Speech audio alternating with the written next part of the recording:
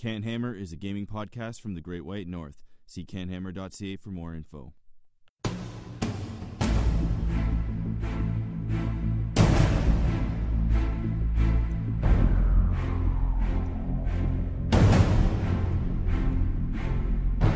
Okay, so welcome to episode 125 of CanHammer, your stop for Warhammer 40k from the Great White North.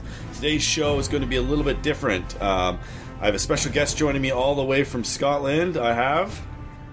Ennis Wilson. Pleasure to be here, Chris. Awesome, thanks for joining me. This is pretty exciting. We don't get a lot of overseas guests, so it's pretty cool. We had Martin on and then Ennis, and we've had a few in the past, but... as usual, I'm your host, Chris. This is basically our bi-weekly/weekly Warhammer 40,000 talk show where we talk about the hobby and all kind of gaming stuff. And since Innes is on the show, you kind of know that it's going to be more gaming related, but we'll get into that a little bit. I heard you guys got a big storm up there in Scotland the last little while. So, yeah, I suppose comparatively big storm. We had about 3 or 4 days of heavy snow. Ended up being about 3 foot at the worst places, and it shut down most of eastern Scotland for the 3 days, so I managed to get out of work for a few days, got stuck in Edinburgh on a train, all the good stuff. Yeah, that's crazy. So I also had the same thing happen to me, kind of segue, is I went down to the US for a family vacation for the weekend, and I don't know, is Scotland used to getting a lot of snow, or is it kind of... No, this is the first time we've had major snow since about 2010. Okay, so it felt like that way. I was down in just like Pennsylvania, which I assumed would be equipped to handle snow, but they ended up getting a couple centimeters and some rain, which is like nothing, and then all the highways shut down, and I ended up sleeping in my car for 25 hours, so a 500-kilometer journey ended up taking me 25 hours. It was crazy. So... 500 kilometers, for context, is basically my entire country from top to bottom. Well, and so as a Canadian perspective, that's nothing.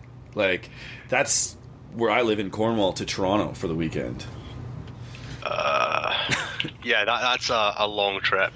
So I mean, Edinburgh to London is only 600 odd. Yeah, so that's one of the big segues, I guess, because we're going to get into this a little bit, but... You guys are so small that you guys can honestly probably play... Like, how many tournaments can you play in a given month if you wanted to? So, I could probably make it... If I really pushed, I could probably make a tournament every weekend. But that would require me going to a lot of small ones in England. Major events, 1 a month, probably. That's funny, because I was actually... By major, I mean, like, 20 to 30 players, 2 days. Like, I was talking to... so 20 to 30 is a major... Now, I was talking to a guy in the US, or was he Canadian? But anyway, he was telling me that he always perceived the UK scene as, like, not a lot of big tournaments, like maybe 1 or 2 a year. And I was hoping you could maybe dispel that myth, because I was like, no, I think they play all the time, but... So we have... Basically, we would consider any event as a big event being 2 days and 30 players plus. So in Scotland, we have maybe 5 of those a year. In England, they have a lot more, so you have... the Element Games events, they run 3 a year. The London GT is obviously going to be pretty big this year. I think that's gone in for 300 players. And then there's a couple more, like the Allies of Convenience guys run 1 in December normally that tends to hit about 30 to 40 players.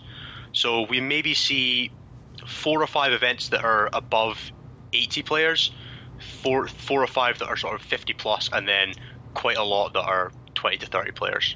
And then a whole lot of one-day events that are run by like just local stores, local clubs.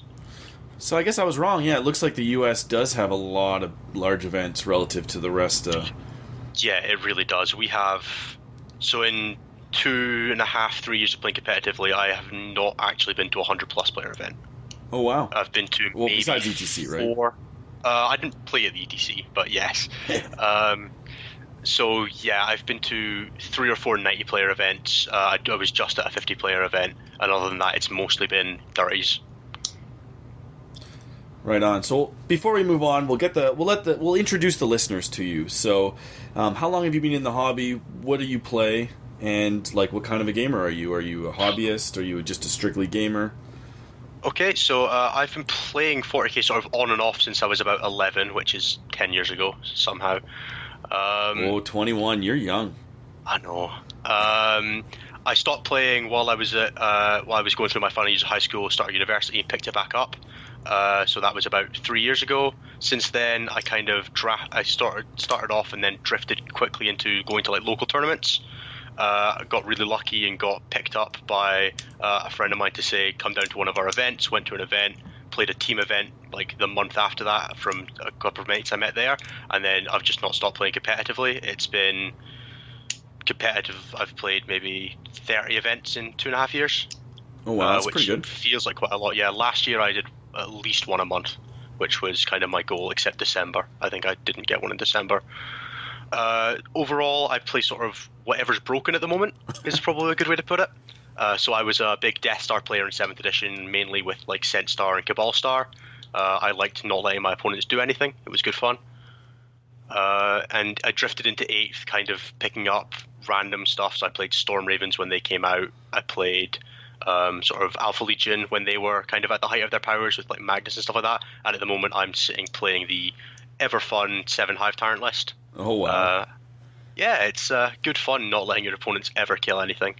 So do you are you? So there's like the 3 aspects of the hobby, right? There's gaming, painting, and there's kind of like the fluff bunny. And most people are a mix, but where would you say you fit into that kind of triangle? So when I first started out, it was a lot more on sort of like the fluff bunny stuff, and then a bit of the gaming. So I read like most of the Black Library books that came out, and all that kind of stuff. Since I got back into it, I paint stuff to get it done. I don't really paint stuff to have it like look nice or go on a display board. It's just I get my army done. I have it to a decent standard, like sort of tabletop, but I don't put a lot of effort into it. But at the same time, I'm not like letting it just be 3 colors and base. I'm not Simon, basically. But you have turrets, like you put the turrets and the flying stands on, and everything's assembled. Yeah, that's good. Yeah, my armies look like armies. Is kind of I don't really get into the fluff. Like I'll read the fluff in my codex if I pick it up and I'm a bit bored. But by and large, I would say it's sort of like 90% gaming, 8% painting, and then 2% the lore. Okay, it's like I've not read any of the new stuff that came out post 8th edition or anything like that. So. Okay, well that's fine. Everybody has their own hobby, and that's probably why we got you on this, because this show's going to have a lot more gaming focus. Now, you also do a podcast, and you're a part of an organization. So why don't you give yourself some shameless plugs? I am with part of the Caledonian Deathwatch radio podcast with my co-host Liam, who is a fantastic guy. We're also part of the Caledonian Deathwatch network now, which is sort of our blog / podcast / events aggregation. So we run a few tournaments. We host a few other people's blogs, such some of the Northern Irish ETC guys like Mike McConkey, and then a lot of just local Scottish players. And we're just trying to like develop the scene in Scotland to a point where we can actually go out there and start representing ourselves a bit better, because our scene's been really splintered for a long time, and we're trying to build it all back together now, and it's going pretty well from what I gather. So what kind of things have you guys been doing to build the scene? So it's even just like weird stuff like for the ETC team last year, Liam went around to a few clubs and did presentations on the ETC team, like at club nights, and just tried to get people interested. We run events. We ran a 1-day event on a Sunday just to try and get people who couldn't normally make events a chance to come out and see what it was like. That was Eternal Warrior last year, which was a really big success just before the ETC, or just after the ETC. And then we try to reach out to people with our podcast, so we get on people from like narrative gaming running Horus Heresy events, and people running club events, store events, just to try and encapsulate the entire hobby. Liam's much more broadly minded than I am on that kind of thing. Okay, right on. So how do you guys go about selecting the Scottish ETC team? Because you're a member, spoiler, and I guess you were coached last year. But so if somebody's listening and they happen to either be of Scottish descent, or they're from Scotland, or they live there, what would you kind of recommend, or what do they need to do? So our system, we have our Facebook page, which is Team Scotland Warhammer 40k on Facebook. And what you need to do is just get in touch with us on that, and then we enter you into our ranking system. And basically, as you play in events over the years, you send us results, and then we have a formula that assigns scores to events based on like how many players they are, how many rounds they are, and how well you perform. And then your top 3 events generate your ranking score. The top 3 players from the rankings auto-qualify for the team. This year it was me, Tim Dagnall, and Neil Powell all qualified for the team. And then we 3 select 2 more players. Those 5 then select another 2, and then those 7 select the last player. generally we pick people in the rankings, but it's not based on the rankings per se. So we kind of we look at it as we need a player that plays this role, that plays this army, that fulfills these criteria. There's also kind of a thing where if we've never met you, you've come fourth in the rankings, you've never made any effort to come to an event, meet us, get to know us, we're probably not going to pick you just because we don't know who you are. You could just be smashing anybody at random events. So there's kind of an element of needing to be involved in the community a little bit. We don't just want to pick the best players. We want to have people who represent our country. Okay. And now, so with the ETC requirement is 4 passports from a country. So does Scotland generally, how do you distinguish that? Do you guys have a special passport? You guys just have UK passports, We right? just have UK passports. We follow the same rules as the FIFA. So it's being Scottish, so being born in Scotland, having a parent or grandparent who is born in Scotland, which would be on UK passports. There's a location for where you're born. So if that place is in Scotland, they qualify. There's a bit of trust there when it comes to parents and grandparents. If you're fairly obviously not, then we're probably going to turn you down. Or having lived in Scotland for 10 years. So our captain this year, Tim, is very, very much from England, but has lived in Scotland for most of his life, so he qualifies into that system. For this year, I believe we have got 6 born in Scotland, 1 grandparent, and 1 lived in Scotland. Okay, so that's pretty good. Roughly, I think that's right. So now, do you guys, when you select, do you guys all live in, where do you live? Glasgow or what city? I hope I pronounced that correctly. No, it's Glasgow. Glasgow. Okay, close enough. At least you didn't try to pronounce Edinburgh very badly. Well, it's Edinburgh, not Edinburgh, right? It's Edinburgh, but Borough. Okay, Borough. Yeah, that's right. As long as it's not Berg, that's fine. Yeah, because I've heard Berg especially in the States, they say Edinburgh. We have 4 of our members are in London. And then the rest of us are kind of spread around Scotland. So we have a guy in Aberdeen. I'm in sort of in between Edinburgh and Dundee. And then we have a guy in Glasgow. And then a guy sort of in the Edinburgh region. So we kind of try to meet up at events down in England, more or less. We go to the big ones down there where we meet up. And then we sort of just do Skype calls and practice in our local communities. So there's not so much the London guys all kind of get together and practice with the scene there, and then the Scottish guys kind of travel to events here and we try to meet at a venue once every couple of months just to practice and get some stuff together. Okay, so you guys are kind of like us, just you're a bit closer so you can actually meet up more. Whereas I heard other teams like Germany and England, they're forced their players, I guess, weekly to play, right, with each other? Not forced, England they probably want to. Have a slight advantage in that they have their manager per se runs events for one of the big companies out here, Element Games, so they have access to the their gaming center there, which is where most of our 100-player events are held. They have a lot of communication. They have sponsorships from a lot of shops. They've been doing it a lot longer than we have, basically. So by and large, they get a lot more practice than we do. But Northern Ireland are the same as us. Wales are very much the same as us. England's kind of the exception. I'm not too sure how countries like Germany do it, but I do know one team I want to say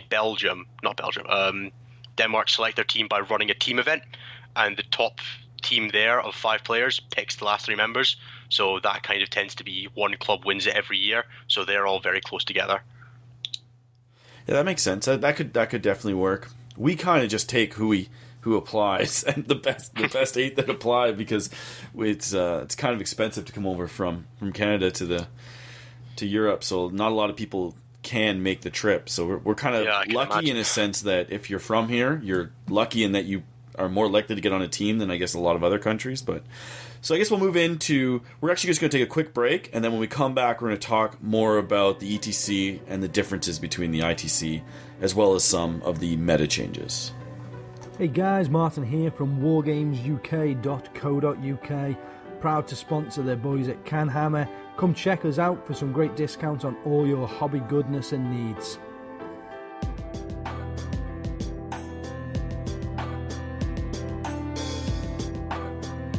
So we're going to move into just a little bit about the differences, because I know that you kind of made a stink, right? Innes, you made a stink online about the differences between the US and the UK. Did I personally make a stink? I might have personally made a stink a little bit. So I guess it's good fun. it's good fun, and no harm was meant, of course. But that's true. Let's talk a little bit about that. So a lot of the differences is you guys tend to run an ETC style, whereas we tend to run an ITC style. But I feel that a lot of people misinterpret that in that just because we do an ITC ranked event doesn't actually mean that we play ITC. If you know what I mean. So I know exactly what you mean, because the most two recent events I went to were both ITC ranked, but neither of them were ITC format.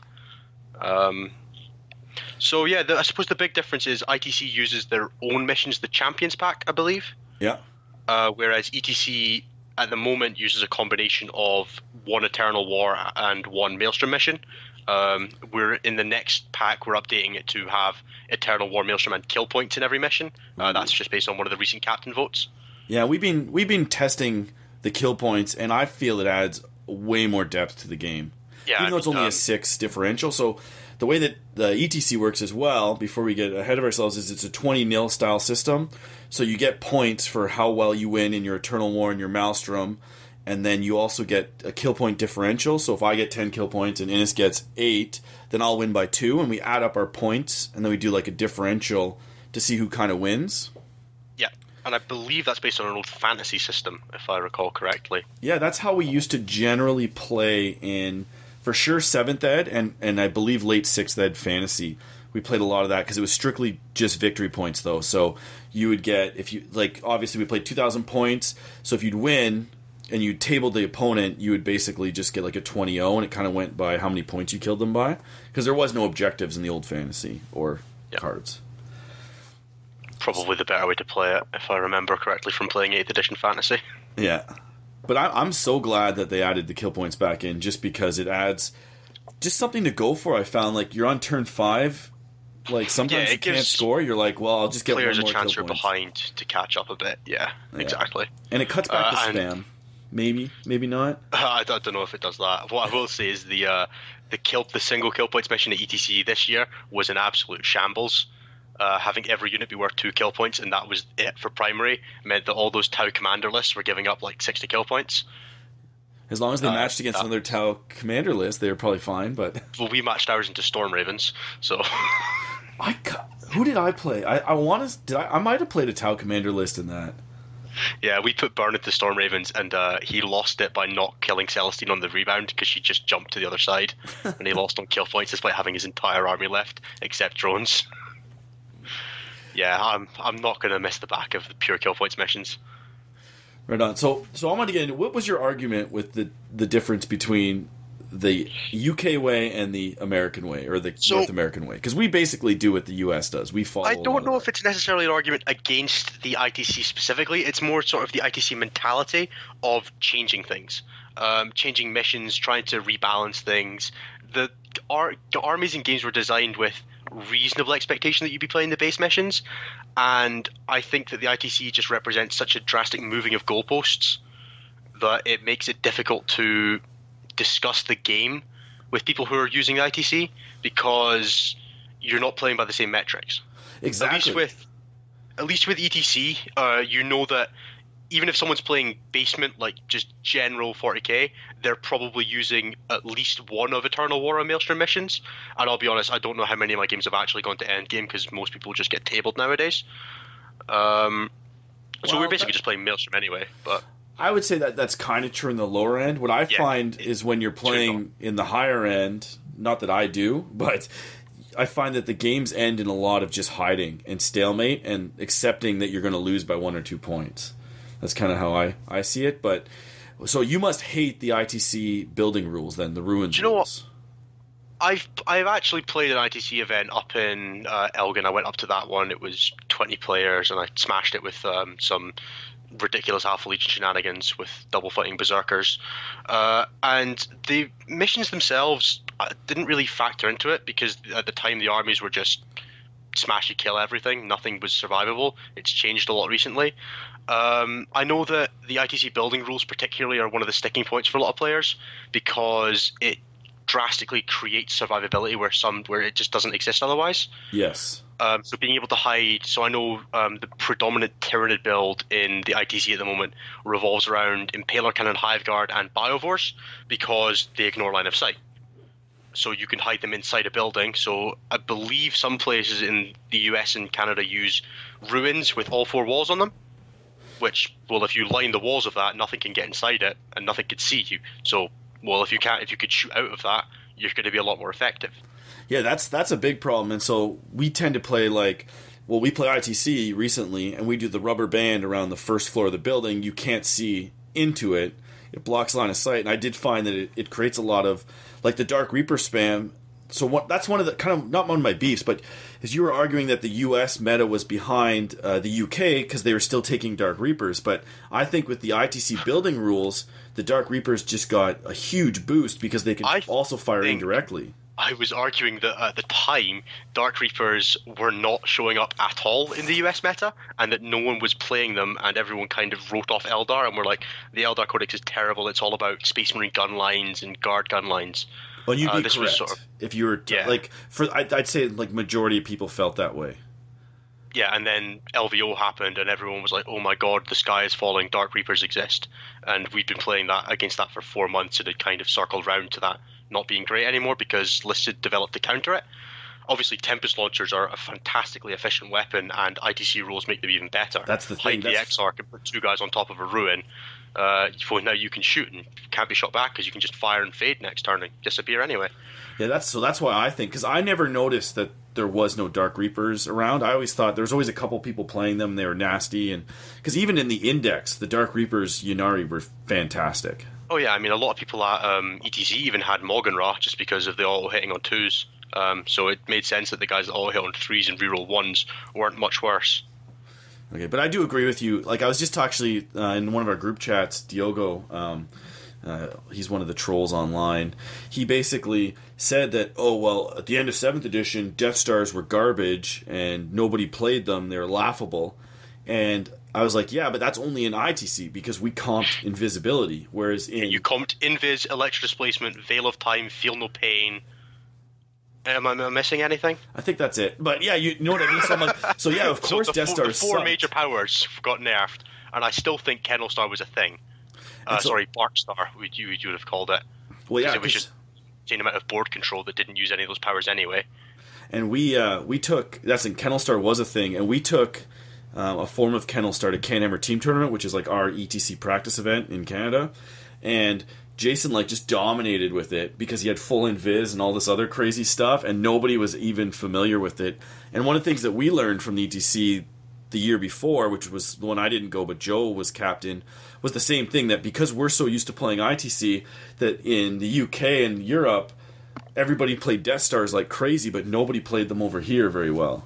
And so I'm assuming you went over there and had no idea how to play against them. Yeah, we got our asses handed to us. Yeah, I mean, the first time I Electro Displacement against someone was not a pretty picture, as my Centurions moved 54 inches across the board and charged his army. Yeah, well, last CanHammer team, when Josh Death, I don't know if you've heard of him, he's a high-up US player, and he won, he had the highest single score in CanHammer Team Tournament with an Electro Displacement list, just because nobody could plan for it, and his games were over after 2 turns every game. He dropped, except for when he played Kieran. I want to say Kieran either minor lost or tied him, but he would drop in and just murder people in 1 turn. It was crazy. Yeah, exactly. You could play stuff like the Iron Star that was 2 up, 2 up, or 2 up, 3 up, 2 up, or something ridiculous like that. Yeah. With the Captain on bike with the Gorgon's Chain and the Shield Eternal. Not Shield Eternal, and a Storm Shield, so he had a 2 up armor save, 3 up vulnerable save, 2 up Feel No Pain. You could give him Veil of Time. You could forewarn him onto a 1 up Feel No Pain, which thankfully got FAQ'd. Yeah, there was some absurd stuff, and then you could, even if with Stomp, you could just kill them because they couldn't hit you in time, because you had things like the Mindforge Dave, which was the power Thunderhammer that struck at initiative on a Librarian that was getting +3 attacks and +2 strength from Hammer Hand. So it didn't matter that you were a knight in combat with it; you just died anyway. Yeah. See, I don't miss 7th edition at all. I personally very much do. I have a shirt that says "Rest in Peace, Grav." because I have approximately 4,000 points of grav sitting in a box that will never be touched again. Maybe, unless they fix it. So we'll move back on 8th edition. And so yeah, I'll just say I do agree with you that they do change a little bit too much. And I think it does give the North Americans a disadvantage when it comes to the ETC. But I wouldn't even mind so much if they changed it, but it's just the mentality that seems to go with it is that in a lot of online discussions in groups like Competitive 40k, which I will say is one of the great misnomers of our time, the people talk as though ITC is the way everyone plays. And I can understand, obviously, from an American-centric viewpoint, it pretty much is. Everyone who plays competitively seems to play ITC, but you can't have a discussion. Then you have a discussion with someone, and they're assuming that you're playing ITC as well, and it's just not the case. It makes discussion difficult, which is the problem with it. Is that in a time where we're trying to like communicate with people, grow the scene, grow competitive gaming in general, having two very distinct schools of thought makes it really, really difficult, because I can communicate with anyone in Europe about 40k. I can talk to my friends on the Romanian team or Northern Ireland or England, and we're all having the same discussion, even with you, Chris, because you've played for the ETC, you know what you're on about, and you read the rules back. But if I try to chat with someone on the Competitive 40k about it, we're talking about two different games. Yeah. No, I'd agree. So I want to move on a little bit. You guys just recently ran a tournament up in Scotland called Dark Millennium. Yes, we did. It was fantastic. Fantastic. And so you attended, and I believe you did very well. Spoiler. Yeah, so I came third out of a field of 50 in 6 games. I really wish it had been 5 games because I won, but it was not to be.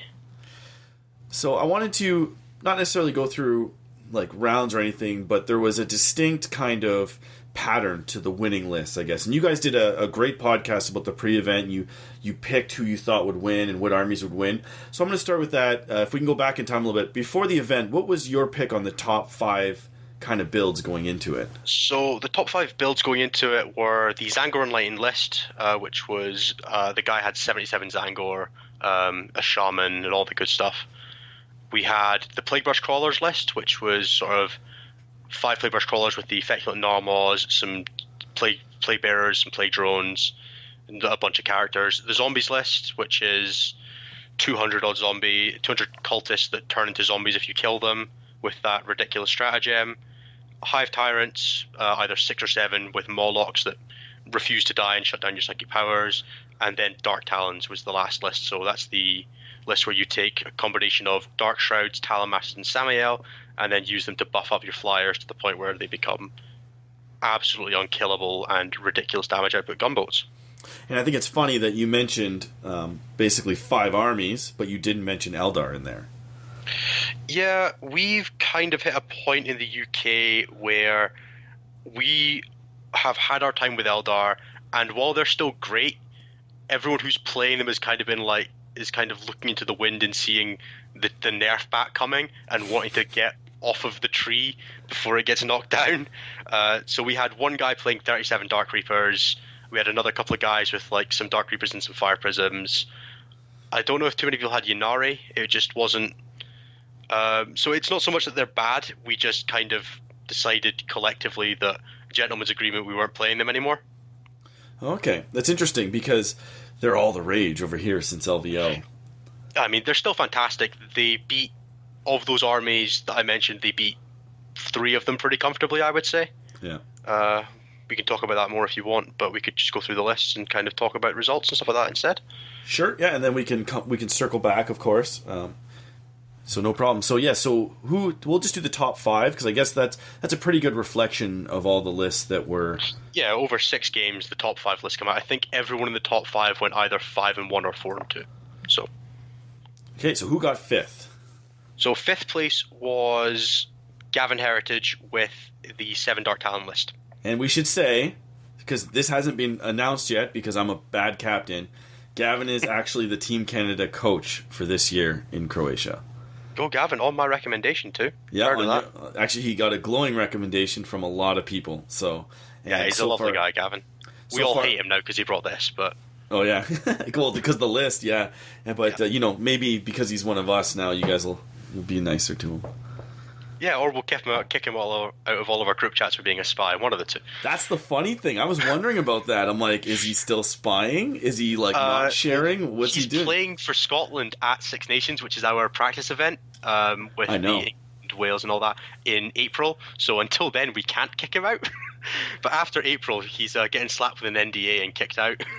And I'm like, send me all those lists. I want to see the Polish. Are the Polish at the Six Nations? No, it'll be England, Wales, Northern Ireland, Ireland, Scotland, and Belgium. So okay, so so you want to see the English lists, basically. which is, I guess, a good start. Ooh, shots fired. I'm sure England will appreciate that. They don't listen. They don't care. It's not a big deal. I want to know, like, so that's the one thing. I know we're getting off topic again. Is like there's like these black holes in Europe that you hear nothing about until the ETC. All of it. Yeah, like all of it. Like France, I get none of the lists out of any of the French tournaments, the German tournaments, and the Polish tournaments, and they all do really well. See, I have a couple of sources for France and Germany, but I'll keep them secret out of interest to the parties involved. Yeah, you don't want them to get lynched. Okay, so move on. So what was Gavin's list? So Gavin had Samiel, two Dark Shrouds, a Talon Master, 2 Calexis, 2 Cyberwolves, and 960 points of flyers. No, more than that. Like a couple of about 1,100 points of flyers. 7 Dark Talons. You know, good fun. The correct good number. Fun, fair list, interesting to play against.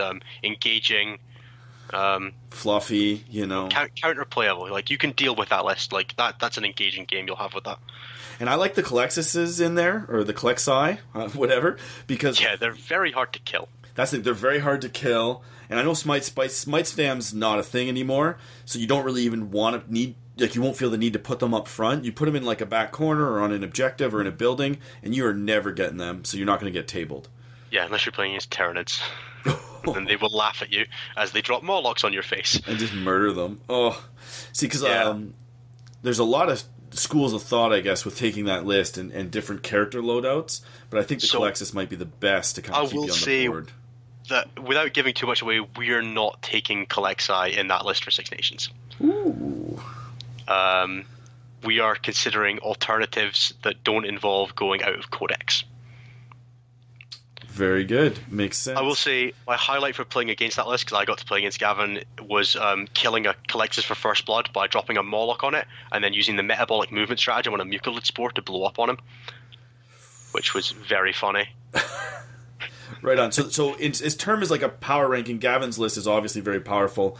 Do you put this for sure in the top 5 builds out there right now? Yeah, I would say if that list shows up at an event and isn't played by like more than 2 or 3 players, it will probably come in the top 10% of lists. Good stuff.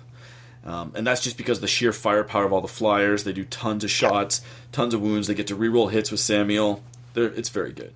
Yeah, you get 160 bolter shots and on average 14 strength 10 shots or 3 damage each. Yeah. The only thing it struggles with is armies that fly, because it doesn't get the hit bonus from strafing run. That's the thing, it gets strafing run, so it's hitting most things on 2s anyway. Yeah, so things like Mekdar and Hive Tyrants give it problems, but things like Plague Brush Crawlers, it can go through really quickly.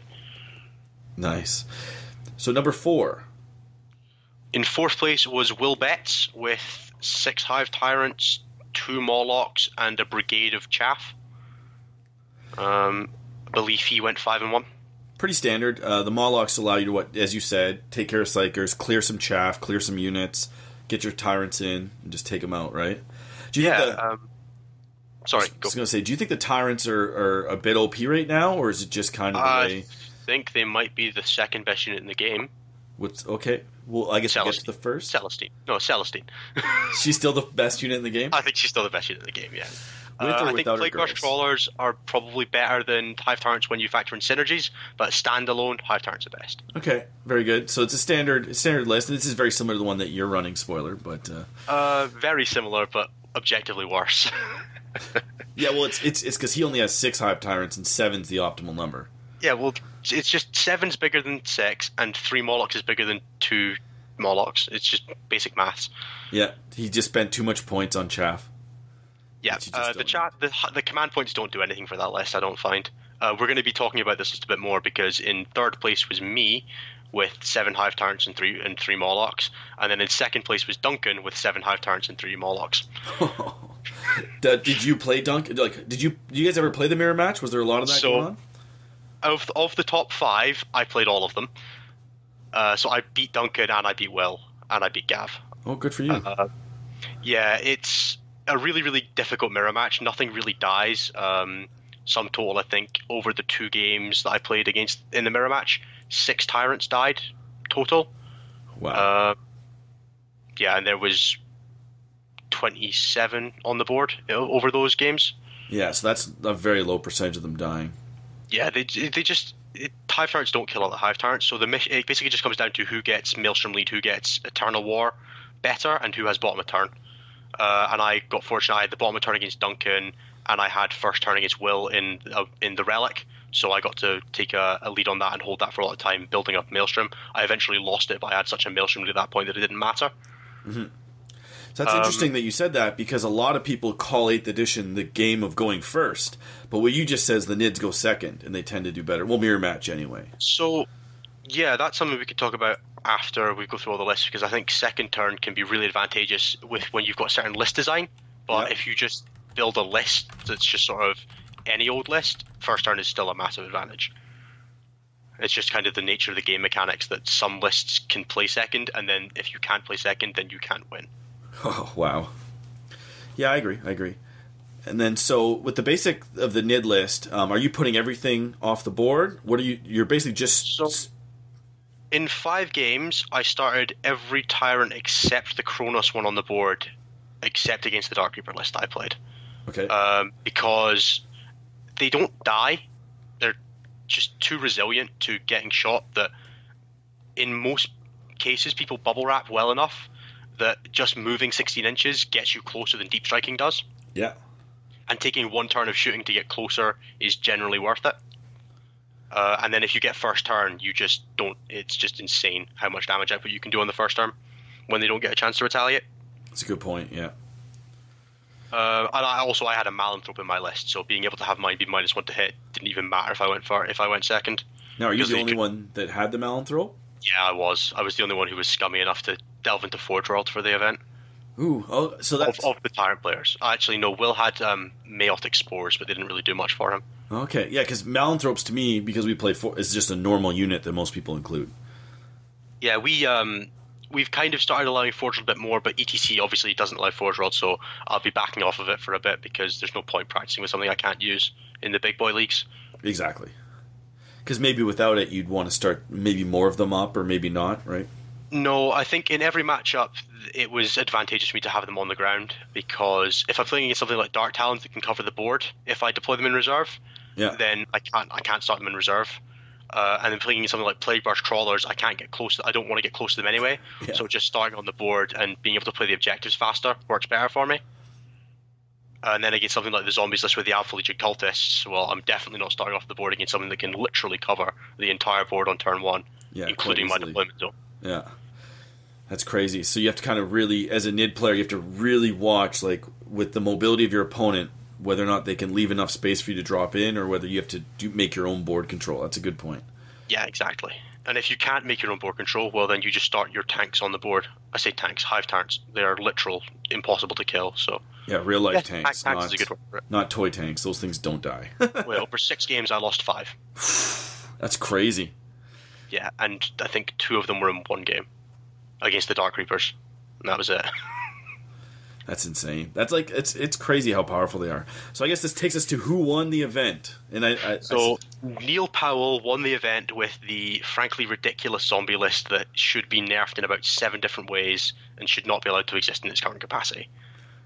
But it does. So he just took a whole bunch of cultists, and he didn't have that many zombies starting on the board, right? He only had 40? So he had a Death Guard detachment, a Vanguard detachment with Typhus, a Tallyman, 2 Beasts of Nurgle, and a 20 and a 10 of zombies. Abaddon, a Sorcerer with Warp Time and Death Hex, I want to say, and Fabius Bile, and then the rest of his army was cultists. Yeah, and that's like 200 cultists. 20, I believe. or 200. It was it was around. It was over 200. Yeah, for sure. I'd have to recount. He had trouble not. Oh, and 10 brimstone horrors just to make it even more fun for your opponent. You mean useless horrors? Surprisingly not, because they could just sit at the front and then you don't get to shoot cultists. Because obviously, with the stratagem, you can't shoot the zombies unless they're the closest unit. Yep. So having a squad of horrors behind all the cultists just to be annoying surprisingly works really well. Yeah, you could. And they're only 3 points, so. Yeah, I just found as an owner of 150 brimstones, without having a 4-up and -1 to hit, they just don't do anything anymore. No, they're still the best blocker unit in the game though, because they are the cheapest infantry. So they still have a place. Nurglings might be better, man, in every way. Oh, Nurglings are better, but they're better for blocking in a different way. Yes, I agree. So Nurglings are better at blocking space, whereas Brimstones are better at blocking charges, I suppose. Yeah, well, that's recently I took 3 into 10 brims, 3 units of 3 Nurglings, and so I was able to kind of block off 2/3 of the board quite easily. Yeah, exactly. I mean, Nurglings are fantastic. I would run them in any army that was playing Chaos. Hands down, 2 units. And keeping in mind that our cast is maybe geared towards a lot more hobbyists than... Oh yeah, he also had 6 Nurglings. I forgot about that. Oh, okay. So how does how does the zombie list work? So the cultists, as they die, you basically create zombies with them using stratagems, and then they come back on the board. It's 2 CP, and then you can bring them on from the board edge, and they come back to full strength. So the way the list works, you start off with 9 command points because you've got a battalion and then 2 other attachments to give a command point, and Abaddon's your warlord for the bonus 2 CPs. And he makes the cultists fearless. He makes it's not even all Black Legion, it's all Chaos units within 12 inches of Abaddon are fearless. Yeah, it's crazy. Which, when you've got that many cultists, is ridiculous. So the general game plan is you infiltrate the Alpha Legion cultists from the soup detachment because you have access to the stratagems via your Black Legion detachment. Yep. So they block off board space. If you're playing in something like Hive Tyrants, you can place them in such a way that there's no space to fit a Hive Tyrant's base, so that they can't get within range of 18 to shoot at your zombies. So even in a deployment like Dawn of War, your zombies are immune on turn 1 to anything that's close range firepower, and then you can hide them behind walls and stuff like that against long range firepower. And it needs to be stressed that the zombies are the crutch of the list. So if you play this list and you can shoot those zombies first, you kill them. Because once they're gone, you can't make more. Well, we can get to that, actually, because not necessarily. It makes it harder, more difficult to make more. It does, what should I say? But you need to kill all 30. And if you kill 29, you don't win that game. No, you lose. So basically how it works is there is a stratagem called the Dead Walk Again, which replaces the normal Poxwalker rule of every time they kill a model in combat or infantry model in combat, they get to add a model to the squad. With any time an infantry model dies within 7 inches of them, they get to add a model to the squad. So what you get is this chain of zombies at maximum coherency, 20 long, that fills up your entire deployment zone, and then 200 cultists crammed into that space. I know. So that every single time a cultist dies, you get to place one zombie anywhere in unit coherency with the original starting unit. So you can't chain them out as the turn goes. You need to, so if the original 20, if 10 die, you place those 10 in coherency with the original 20. And that's per phase. So if you kill like 4 or 5 in the psychic phase, you chain them out, and then the shooting phase, and then the combat phase, and so on. And you build this massive, just sort of like wall of zombies that can't be shot because of the Cloud of Fly stratagem that gives them basically the character rule. So you can't shoot the zombies after turn 1.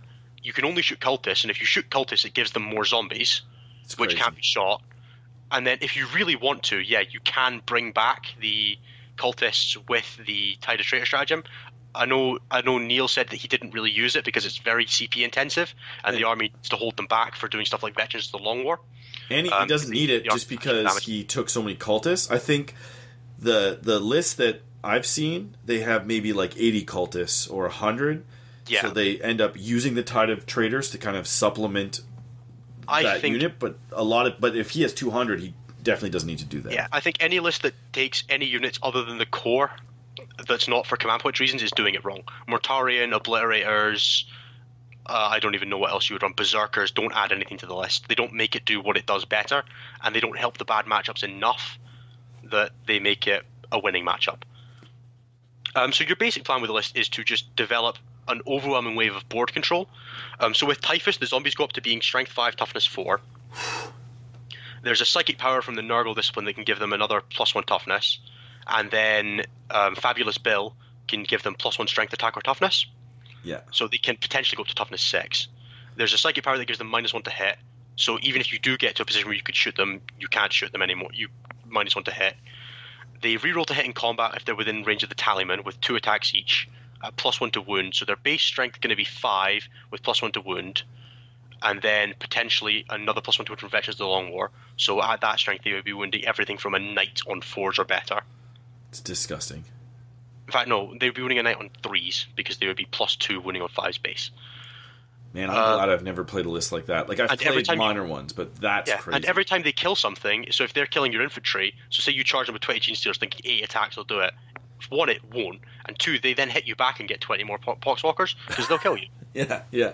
Because they'll just take from the back, which means that you're not actually making any damage to this unit, because the ones that are hitting you will still be there. Yeah. And then all the cultists have all got auto guns, they're all Slaneshi, so they can all use Endless Cacophony. They can all Veterans of the Long War, and 108 of them are Black Legion, so they're rerolling to hit from Abaddon. Yep, it's good. There's Prescience in there too, so yeah. And there's Warp Time for the zombies, so you can't get away from it. It's all OBSEC, because it's all impure detachments except the Alpha Legion cultists. Yeah. There's Nurglings to stop you getting to it. There's Alpha Legion cultists to stop you getting to it. If you somehow get to it, Abaddon's a beatstick in combat. Niels said that Abaddon was only in combat 1 time that weekend, and that's because I went for him because I needed secondaries. Just quite frankly, the list is absurd, functionally unbeatable. You basically have to slow play it to beat it, and which is not a real tactic. Can't do that. Like, it just doesn't work for me. He had one game that ended on turn 4 that he lost because he read an objective. So he had was a dice that was the symbol was the 1, but he'd read it as a 6. So he went for that, needing to get 2 even objectives. Okay. Didn't get it and lost the game on that. But so that being said, so did he finish all his games like 6 or 7 turns or 5 or? I don't believe so, but I will say in Neil's defense that generally it's not the zombie player's fault in those matchups, because the zombie's turn is actually really quick. You don't do any damage, and all it is movement. So you basically just grab your army and shunt it 6 inches forward, and the zombies advance or charge, and that's it. And you roll some attack and you roll some psychic powers, and then your opponent spends 40 minutes thinking. And that's the problem with this, is that opponents don't know how to play against it in any capacity, because there's nothing like it in the game, or frankly in basically any game. I don't think anything like it exists in previous editions of 40k or in Fantasy or Age of Sigmar. It's frustrating, man. Like, it's just an entirely different avenue of attack that makes opponents slow down, and they won't even realize it. That's the probably most infuriating thing, is that you'll look at it and you'll be like, oh, well, we've only played 2 turns and we've been in this game for 2 hours. My opponent's got 300 models. It must be his fault. And it's not, because if you look at it, his turns only take 20 minutes. Your turns take forever because you spend a lot of time in the tank.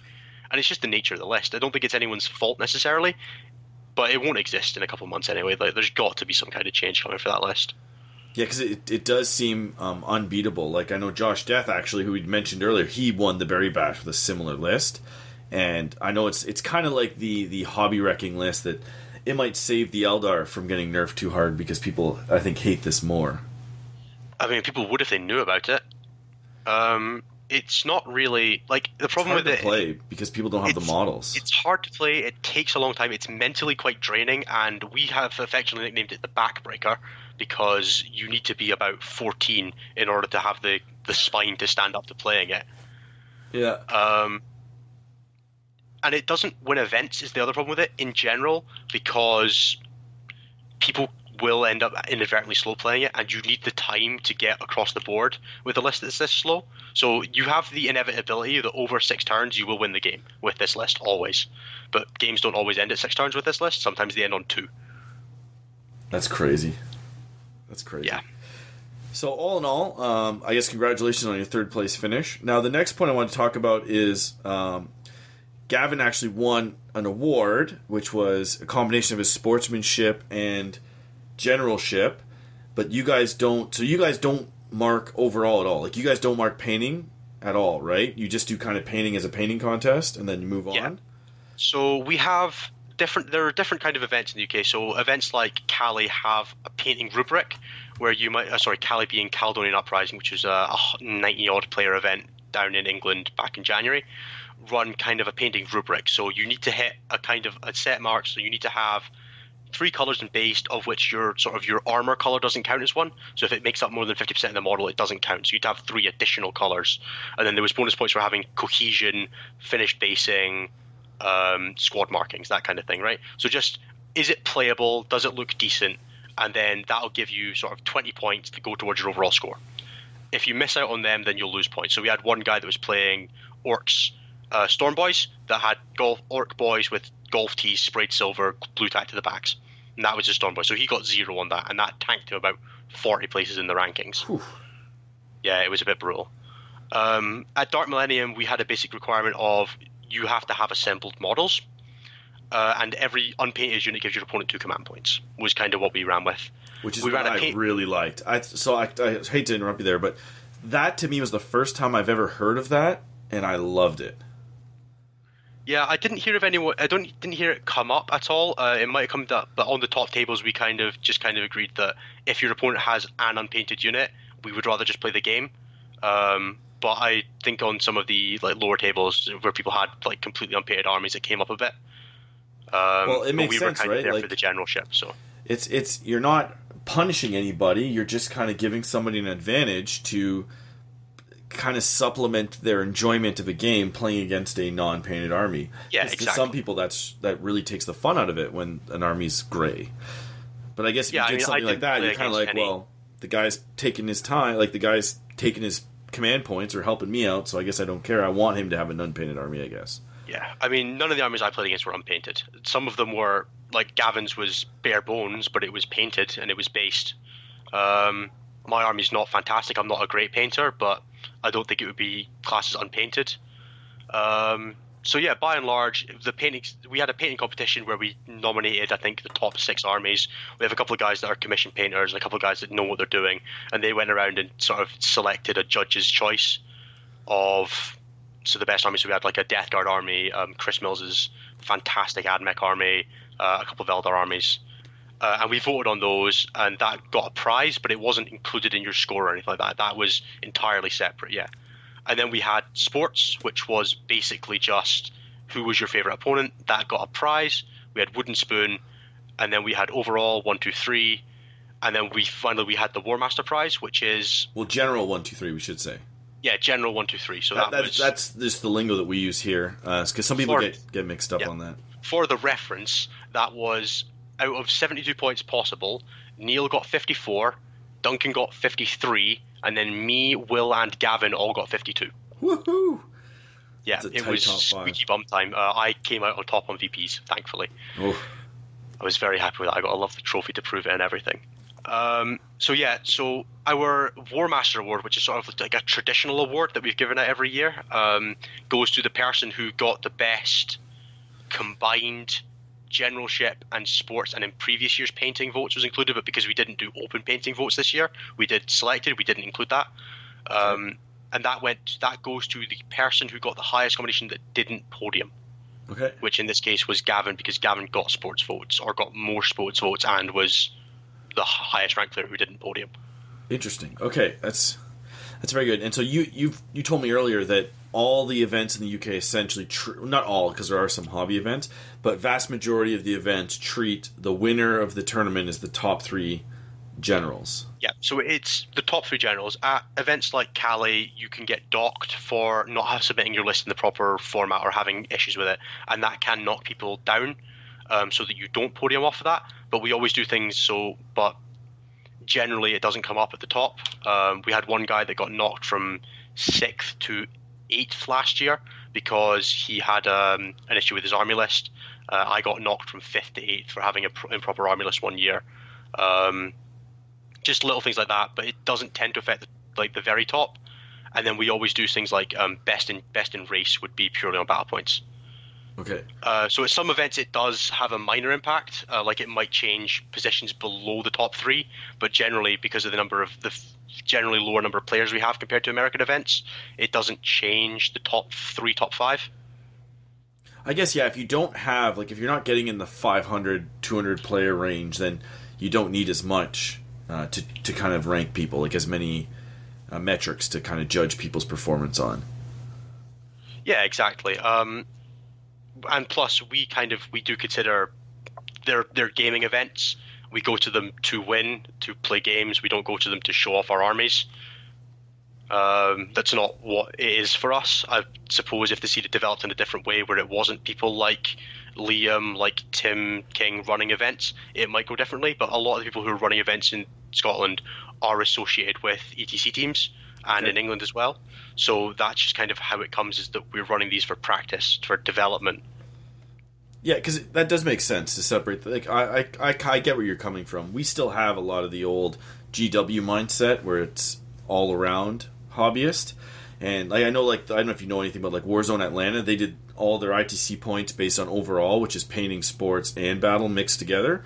So if you look at events like that or events here, the top 5 armies don't necessarily reflect the meta or the same list that you guys are playing. Like there was for example, this is like Age of Sigmar. There was an Age of Sigmar tournament, and the 2 guys with the best list that won the most games ended up getting like 4th and 5th, which doesn't really reflect the metagame because we had 20% sport and 20% painting. So I kind of like that. Like when I look at your results, I definitely see, and I looked at that and I went, yep, that's kind of the best list there.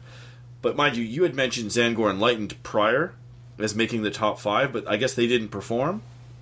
Unfortunately, our good friend Colm, who is one of the Scotland ECT players, also has a very, very demanding job that had originally required him to be driving up from Manchester in England to Stirling, which is approximately a 4.5-4 hour drive, leaving at 5 for a 9 o'clock start. Mm-hmm. And then he got a call on, I believe it was Thursday night, saying, can you come and do something on Saturday night in Manchester? So he was not able to show up, unfortunately. So we never got quite a chance to test against the new boogeymen, so to say. So nobody knows if they're actually good or if it's all theory hammer at this point. I mean, we know they're good from internal playtesting, but we've not seen any results with them yet. I believe Battlefield Birmingham is happening this weekend, which is going to be a roughly 30-player, 5-round event down in England, which I think there should be a couple of Enlightened players going to, so we will see then. That's crazy. So the meta right now, for those people going to events, seems to be... I'm going to put Eldar up there because they're still a thing, even though... Oh, there's definitely a build for Eldar. It's just not the current build. It's sort of the more mechanized Eldar build. So Fire Prisms and Crimson Hunters is what's coming up at the moment because they're very good at killing flying hive tyrants. So it's like the counter Nid build is going mad. It's just going to be an Eldar and Tyranid rock paper scissors match up at the top, and then everyone else can fight over whatever's left. And it's surprising because a lot of people aren't rating, well, that I hear anyway, don't rate the Crimson Hunter. They prefer the other flyer, the Hemlock. The Hemlock the Hemlock's great. It's also way more expensive. Yeah. We're currently not looking at running Hemlocks, I don't think, just because the Crimson Hunters, they get the reroll to wound against fly. Well, it depends what your goal is, right? If you're going to see 5 Nid players, you might as well take a Crimson Hunter. But that being said, you start getting these Mech Eldar lists, then the Nids start disappearing, maybe the Crimson Hunters disappear as well, right? Well, no, because Crimson Hunters are great against Mech Eldar too. They're great against Mech Eldar, and they're also great against Dark Angels. Yes, the only thing they're not great against is Plagueburst Crawlers, but you can't be everything. You're not 7th edition Death Stars. That's true. That's pretty funny. So you got the Nids to worry about. You got the Mekdar. So you're thinking the Dark Reapers and the Shining. Well, Shining Spears probably still stick around, even if the Dark Reapers get nerfed. Or you think they're out too? I think if Shining Spears get hit with the same nerf bat as the Dark Reapers, they will go down in priority. I still think they have the capacity for amazing movement, but now that it's probably going to take up a power like Quicken rather than taking up Soul Burst. Yeah, most likely Quicken. Yeah, I think it will drop in priority. I don't think you'll see the list where you're seeing like 3 squads of them anymore. You might still see 1 because they're really good at tying things up. Oh, I don't rate 3 squads of Shining Spears as a. I think they're just too expensive to run 3 units. Agreed. And I think 1 unit of 9, one Quicken power. I don't even bother trying to soul burst them. I just basically move them in and go in. Oh, I prefer Quicken on them as well because then you can use the soul burst to charge something else after you kill the first squad. That's true as well. I tend to use them for my Reapers, but if they get nerfed, they get nerfed. Well, you can use... Well, no, because you can soul burst once per phase, right? So you can do the shooting sight. You can use Word of the Phoenix on Dark Reapers to get a shot. But you can quicken a squad of Shining Spears next to a target that you then shoot with the Dark Reapers down to maybe like 1 or 2 guys, and then in your shooting phase, shoot them with the Shining Spears to get another move off of them. Yeah. Yeah, so there's definitely ways you can still get the ridiculous movements. It just becomes more difficult and more expensive. And I believe a Ynnari nerf is inbound. That's what I've kind of heard, and I know like we don't have any insider knowledge, and we're not playtesters. The rumor mill is saying, but the rumor mill, that nerfs are coming. Yeah, yeah, and so a lot of that's to do with the factions being mixed, and Ynnari not and your Shining Spears not having access to Craft World Eldar stratagems just means that they're almost useless. Yeah, so you'd need to take them in something like you'd need to take them as actual Samhan, which means you now need an actual Samhan detachment in order to get the advances, which becomes a lot more expensive, a lot more difficult to fit into your average list. Well, you wouldn't need to take them in a Samhan detachment because they would still count as it for using the stratagems, correct? They wouldn't get. You know well, it depends what the nerf is, right? I guess it depends what the nerf is. We're just speculating. But if you took like a regular Eldar detachment, you could even put them in a mixed detachment. They still count as Sanheim. They just wouldn't get. Yeah, you could. But the problem comes up with the Alatok strat. The Alatok bonus is just so good, and as with the Oathway, that is it worth taking Samhan stuff in there and losing those bonuses? Debatable. Probably not. Not. Well, that's just some speculation there. I'm not 100% sure what's changing. Yeah. And I think the biggest problem with Shining Spears is them being Shrink 6. Shrink 6 is just so poorly positioned on a unit that's that squishy. Things like Hive Towns can get away with it because they have so much damage output from other sources, from their combat and their psychic powers. Strength 6 just doesn't cut it against Fire Prisms, against Hive Tyrants, against Plague Rush Crawlers, against Predators, all this stuff that's sort of coming out of the meta. So why are Fire Prisms coming up again? Because they came up at the beginning and then they disappeared, and now they're coming up again. You think so? It's kind of the combination of Link Fire being really, really good against big things that weren't. So originally big things were being crowded out of the meta because of Dark Reapers, because why take something big that's just going to get shot to death by 30 Dark Reapers and a Soul Burst that will kill it in a turn. And now that it's kind of looked back around because Dark Reapers have been pushed out of the meta, that Eldar were like, well, where can we get firepower now? And Fire Prisms is the most efficient way to do that. With Alatok, they're really, really difficult to kill, same with Ulthway. And their firepower is really, really reasonable for the cost, with the now being able to double shoot as well while they're stationary or near stationary. Mm-hmm. So it's just a combination of factors of a meta shift making what was originally good in Eldar bad, but what they were crowding out, now they're good against. Interesting. I don't know, it's a kind of it's like how Storm Ravens pushed a lot of stuff out of the meta, and then once Storm Ravens disappeared, all the stuff that was really bad against Storm Ravens, but good against the stuff that was good against Storm Ravens, kind of showed up. Yeah. No, I definitely get what you're saying. Yeah, it's a good, valid point. Now, is there any other books that maybe weren't represented in this event that you kind of see as up and coming, or something that maybe, like Blood Angels, seem to have dropped off the radar? So I know that if you look down our rankings, the Blood Angels don't really show up, but all of the Custodes lists and a lot of the Astra Militarum lists had Blood Angels in them. But when I say Blood Angels, it's 2 Captain Torpedoes and Mephiston, maybe some Scouts. The book doesn't have enough to stand on its own, but it's fantastic in soups. Same with Custodes, same with Guard. They don't really have any legs to stand up on their own, but when you combine them with the Greater Imperium, for now, they get anyway. A lot. They become a toolbox. Well, even with any potential nerf to soup detachments, units like Celestine and your Supreme Command is still going to be pure Blood Angels, and you're still going to be taking pure Custodes for the +1 invulnerable save.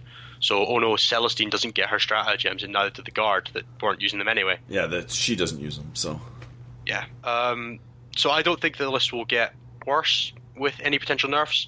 I think the list is decently consistent, but it's not game breaking. It doesn't have the damage output to go through things like Tyrants and Plague Rush Crawlers.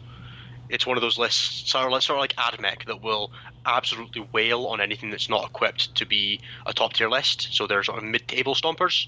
So if you're playing like a Gullum and Carpark or something like that, you're going to get taken to pieces by those lists. Okay. But if you're playing something that's really, really good, that is able to deal with them, they become sort of wet noodles slapping at you. Not really quite doing anything.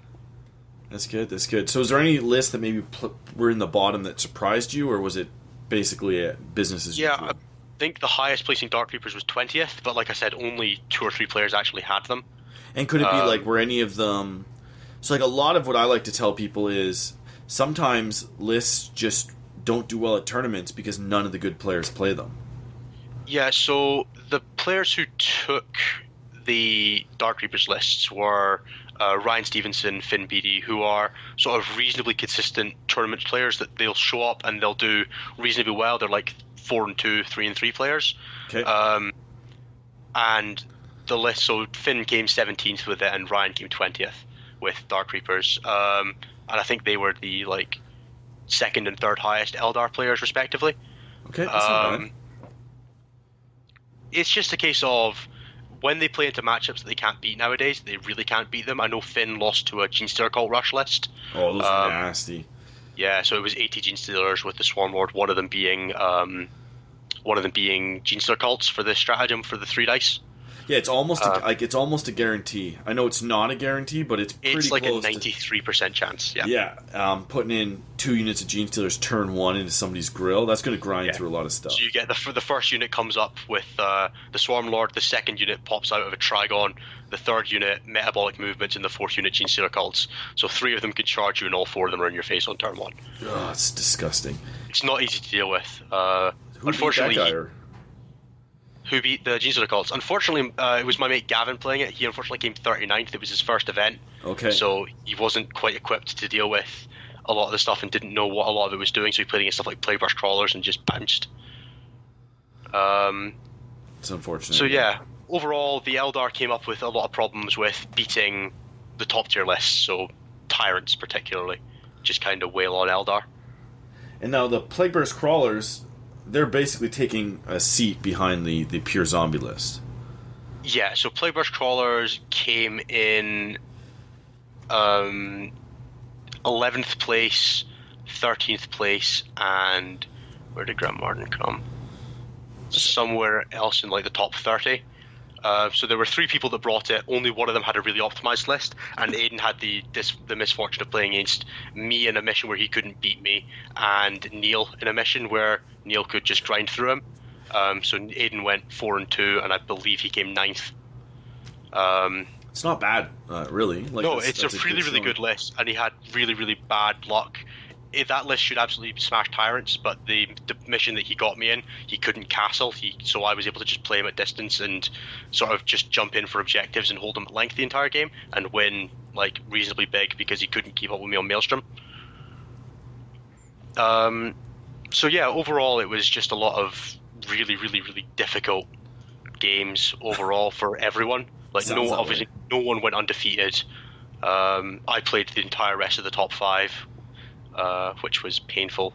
That is painful. So that means your strength of schedule must have been huge. We don't measure strength of schedule, I will say. I know, but we can assume it is. Yeah, I didn't play anyone that came out of the top 20. Yeah, so yeah, your strength schedule would be through the roof. I don't normally in my events either, but I know it's like a new thing that...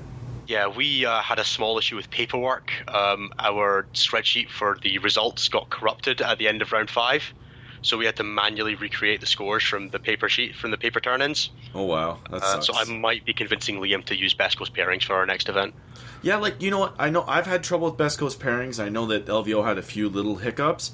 But in general, I think I ran like 10 tournaments with it last year, and it was great. Yeah, it'll either be Best Coast pairings or the ETC standard of Tourney Keeper. Tourney Keeper's good too. It's just that it doesn't feels have the old. app submission. Yeah, and it doesn't have so that's the best part. Especially if you're running a smaller event, like let's say a 15-player event, you can play in it if you do app submission because now there's no middleman, so it's not like anybody can accuse you of kind of skewing the scores because everybody enters their own in. And with 8th edition, you don't get a lot of rules questions anymore. Yeah, actually, I would disagree with that. I had a lot of rules queries this weekend. What were some of the major ones?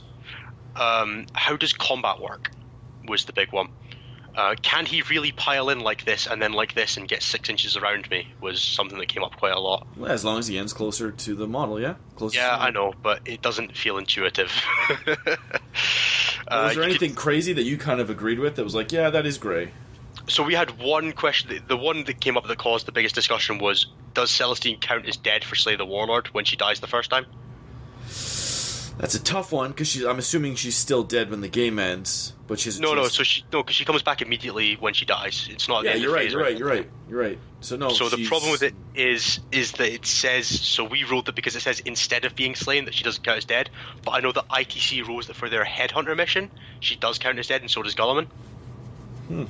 That's weird.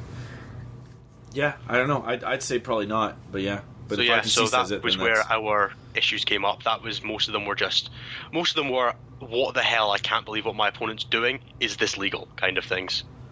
Yeah, but I'm assuming that was on lower, like people that are maybe not tournament savvy yet. No, that was on every table. Oh, really? Yeah, if it wasn't like the top 5 tables, it was happening. Well, I guess maybe if that's happening that much, then maybe GW should clarify that or release some. I will say that I didn't look at a rulebook this entire weekend. You didn't need to reference the 6 pages? I need to look it up. No, or a codex. You just knew it all? It was all good? Sadly. Well, you are a uni student with no kids, so I'm assuming... I have a job now, so that kind of counts, right? What is your job, if you don't mind? I work for a phone company, selling phones.